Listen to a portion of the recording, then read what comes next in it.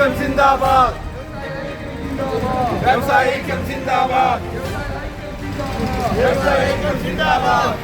ಕುಂಬಳೆಯಲ್ಲಿ ವ್ಯಾಪಾರಿಗಳಿಂದ ಅಂಗಡಿ ಬಂದ್ പ്രതിಭಟನೆ ಮತ್ತು ಪಂಚಾಯತ್ ಕಚೇರಿಗೆ ಮೆರವಣಿಗೆ. യൂണിറ്റി ഹോസ്പിറ്റൽ 4 പതിറ്റാണ്ടുകാലത്തെ വിശ്വസ്ത സേവന പാരമ്പര്യവുമായി അത്യാധുനിക സംവിധാനങ്ങളുമായി unity hospital Mangalapuram. Phone 0824243155. Unity hospital. Expect life. ಕುಂಬಳೆಯ ಹಳೆಯ ಬಸ್ ನಿಲ್ದಾಣವನ್ನ ಪ್ರಯಾಣಿಕರ ಬಳಕೆಗೆ ತೆರೆಯಬೇಕು. ನೆಲಸಮಗೊಳಿಸಲಾದ ಕುಂಬಳೆ ಬಸ್ ನಿಲ್ದಾಣವನ್ನ ಮರುನಿರ್ಮಿಸಿ ವ್ಯಾಪಾರಿಗಳನ್ನ ಪುನರ್ವಸತಿ ಮಾಡಬೇಕು. ಆಟೋ ರಿಕ್ಷಾಗಳಿಗೆ ಪಂಚಾಯತ್ ನೋಂದಣಿಯನ್ನ ಕಡ್ಡಾಯಗೊಳಿಸಬೇಕು. ಟೇಕೆ ಬ್ರೇಕ್ ಹಾಗೂ ಮೀನು ಮಾರುಕಟ್ಟೆಯನ್ನ ತೆರೆಯಬೇಕು ಎಂಬ ಬೇಡಿಕೆಗಳನ್ನು ಮುಂದಿಟ್ಟು ವ್ಯಾಪಾರಿ ಉದ್ಯಮಿ ಸಮನ್ವಯ ಸಮಿತಿ ನೇತೃತ್ವದಲ್ಲಿ ಕುಂಬಳೆಪೇಟೆಯಲ್ಲಿ ಮಧ್ಯಾಹ್ನದವರೆಗೆ ಅಂಗಡಿಗಳನ್ನು ಮುಚ್ಚಿ ಪ್ರತಿಭಟನೆ ನಡೆಸಲಾಯಿತು.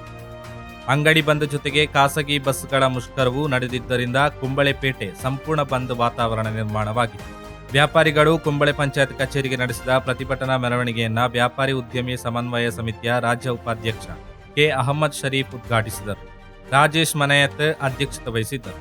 ಸತ್ತಾರ್ ಆರಿಕಾಡಿ, ಅನ್ವರ್ ಸಿಟಿ, ಅಶ್ರಫ್ ಲತ್ ಹಾಗೂ ಸಿದ್ದಿಕ್ ಮುಬಾರಕ್ ಪ್ರತಿಭಟನೆಗೆ ನೇತೃತ್ವವನ್ನು ನೀಡಿದರು.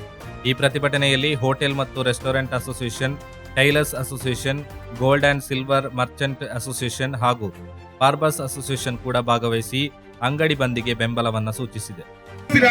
ഒരു മനുഷ്യന് കുമ്പള ടൗണിലേക്ക് വരുന്നത് വാക്കിങ്ങിനല്ല വരുന്നത്.